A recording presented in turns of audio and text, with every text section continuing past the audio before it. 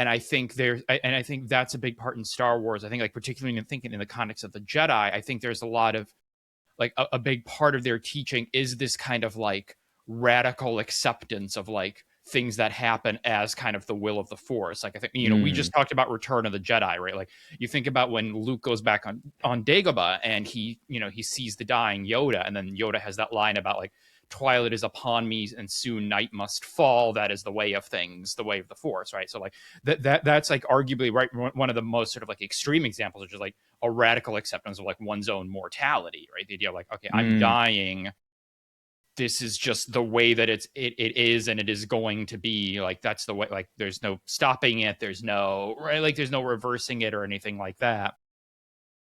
I mean, it's a similar sort of thing that he tries and fails to teach Anakin at the beginning of Revenge of the Sith, right? When he comes to him about the dreams, and he tries to also sort of impart that kind of radical acceptance, and it doesn't work.